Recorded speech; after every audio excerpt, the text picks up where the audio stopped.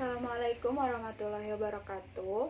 Setelah di video sebelumnya Ibu menjelaskan tentang bagaimana sih sejarah lahirnya agama Hindu dan Buddha, dan bagaimana singkatnya isi dari agama Hindu dan Buddha itu, sekarang kita akan membahas materi tentang teori masuknya agama dan kebudayaan Hindu dan Buddha di Indonesia. Kan tadi sudah Ibu jelaskan bahwa agama Hindu dan Buddha ini lahir di India. Kok bisa sih sampai ke Indonesia? Bagaimana caranya? Apakah kemudian diajarkan ke kita langsung atau seperti apa? Nah, sekarang akan kita bahas. Jadi, sebelum kita membahas lebih jauh bagaimana perkembangan agama Hindu dan juga Buddha di Indonesia, kita akan membahas dulu bagaimana sih cara masuknya agama Hindu dan juga Buddha ke Indonesia. Perlu diketahui kalau misalkan kita melihat peta dunia, Indonesia itu ada di posisi silang dunia antara dunia barat dengan dunia timur. Jalan masuknya adalah Selat Malaka. Nah, dulu Selat Malaka itu merupakan jalur dagang yang ramai. Nah, orang-orang yang terlibat berdagang di jalur Selat Malaka atau yang disebutnya jalur silang dunia ini, karena menghubungkan tadi orang barat dengan orang timur, itu salah satunya adalah orang-orang India. Nah, orang-orang India kan beberapa abad sebelum Masehi sudah lahir agama Hindu dan Buddha. Sedangkan orang-orang India diperkirakan mulai berdagang di wilayah Indonesia itu sekitar abad 1 Masehi. Nah, orang-orang India melakukan perdagangan dengan menggunakan kapal laut yang masih sederhana pada waktu itu karena masih menggunakan layar. Jadi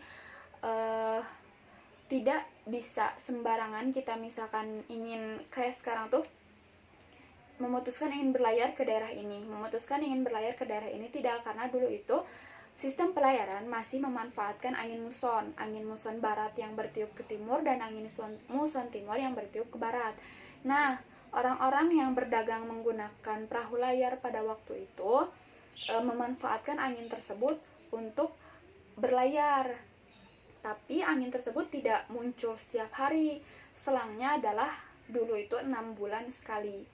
Makanya ketika misalkan ada orang India ingin berdagang ke Cina kan pasti melewati wilayah Indonesia. Nah, kalau misalkan nanti untuk menunggu angin selanjutnya agar mereka bisa kembali ke India maupun sebaliknya orang Cina bisa kembali lagi ke Cina, itu harus menunggu dulu 6 bulan. Mereka kadang menunggunya di daerah tempat berdagang, tapi juga ada juga yang menunggu di tempat persinggahan. Nah, salah satu tempat persinggahan yang paling terkenal adalah wilayah Selat Malaka. Ada mungkin sekarang wilayah Singapura dan Malaysia, dan juga ada wilayah Indonesia di Pulau Sumateranya. Nah, di sanalah kemudian terjadi interaksi antara orang-orang kita dengan orang-orang India yang di India sudah lahir agama Hindu dan Buddha gitu. Nah, kemudian para ahli menyebutkan bahwa ada 4 teori tentang siapa sih yang kemudian membawa dan menyebarkan agama Hindu dan juga Buddha ke Indonesia. Teori yang pertama yaitu teori Vaishya. Teori Vaishya dikemukakan atau ahlinya adalah N.J. Krom. Menurut N.J. Krom, agama Hindu di Indonesia itu dibawa oleh para pedagang. Kan tadi kasta Vaishya itu merupakan kasta dari golongan pedagang atau pebisnis. Jadi karena pada waktu itu ramai jalur perdagangan atau ramai dagang-dagang yang melibatkan Indonesia sebagai salah satunya, dan menurut N.J. Krom ini agama Hindu dibawa oleh pedagang dari India. Karena kan tadi pada waktu itu ramai dagang dan Indonesia merupakan jalur perdagangan yang ramai. Tuh. Tapi teori Vaishya ini diragukan kebenarannya. Kenapa bisa diragukan?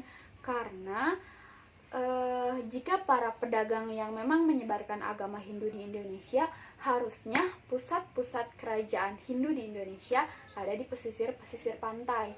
Tapi ternyata kerajaan Hindu yang berkembang di Indonesia itu tidak hanya di pesisir pantai saja, tapi di pedalaman juga banyak yang merupakan pusat dari kerajaan Hindu gitu.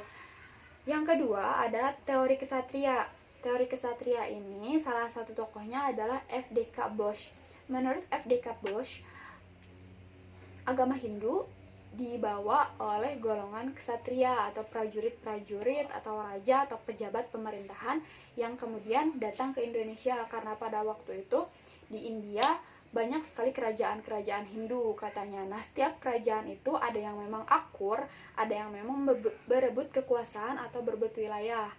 Nah, orang-orang yang kalah inilah yang kemudian bermigrasi dari India itu datang ke Indonesia, dan di Indonesia membangun koloni. Setelah membangun koloni, kemudian menyebarkan agama Hindu.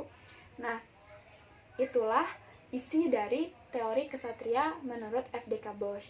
Tapi kelemahan dari adanya teori ini adalah tidak ada satupun bukti yang menyebutkan bahwa dulu India membangun atau membuat koloni di wilayah Indonesia tuh. Yang ketiga ada teori Brahmana. Menurut teori Brahmana yang dikemukakan oleh J.C. Vander, itu para Brahmana dari India yang merupakan utusan dari kerajaan-kerajaan India datang ke Indonesia untuk menyebarkan agama Hindu. Karena seperti kita ketahui bahwa yang benar-benar tahu tentang isi dan seluk-beluk agama Hindu ini adalah golongan Brahmana. Berbeda dengan tadi Ksatria dan Waisya, itu kan mereka tidak tahu bagaimana isi dari kitab sucinya, terus bagaimana seluk agamanya, bagaimana ritual-ritual yang dilakukan, karena biasanya yang melakukan ini semua adalah golongan Brahmana. Maka dari itu menurut J.C. Vander, agama Hindu di Indonesia itu dibawa oleh golongan Brahmana yang datang ke Indonesia dari India. Dikuatkan dengan bukti bahwa di Indonesia banyak sekali prasasti-prasasti yang menggunakan huruf Pallava dan bahasa Sanskerta. Sedangkan di India sendiri, huruf Pallava dan bahasa Sanskerta ini hanya dipelajari dan diketahui oleh golongan Brahmana. Golongan Ksatria, Waisya, apalagi Sudra dan Parya itu tidak bisa membaca huruf Pallava dan bahasa Sanskerta.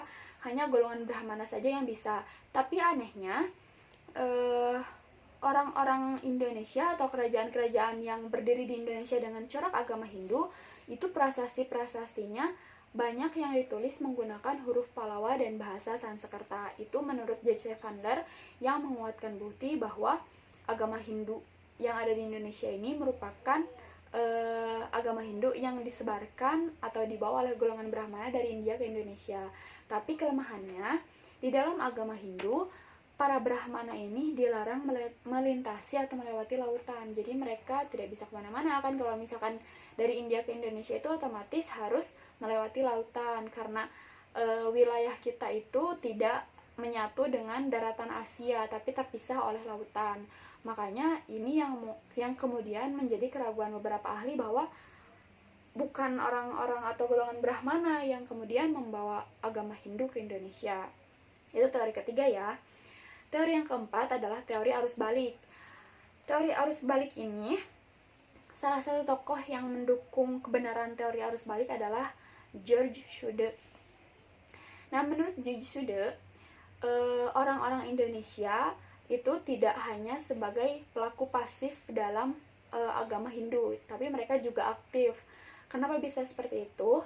Karena menurut Josude ada kemungkinan bahwa orang-orang Indonesia sendiri, ketika orang Indonesia misalkan melihat interaksi antara orang kita dengan orang Hindu dari India, terus tertarik dan menanyakan agama tersebut. Ketika misalkan mereka sudah tahu bagaimana agama tersebut sedikitnya dari golongan pedagang atau yang lainnya, kemudian mereka datang sebagai utusan dari kerajaan-kerajaan yang sudah ada di Indonesia sebelumnya, atau misalkan suku-suku yang sudah ada di Indonesia sebelumnya, ke India untuk kemudian mempelajari agama Hindu dan juga Buddha yang lahir di India gitu. Itu teori keempat tentang bagaimana agama Hindu dan Buddha masuk ke Indonesia.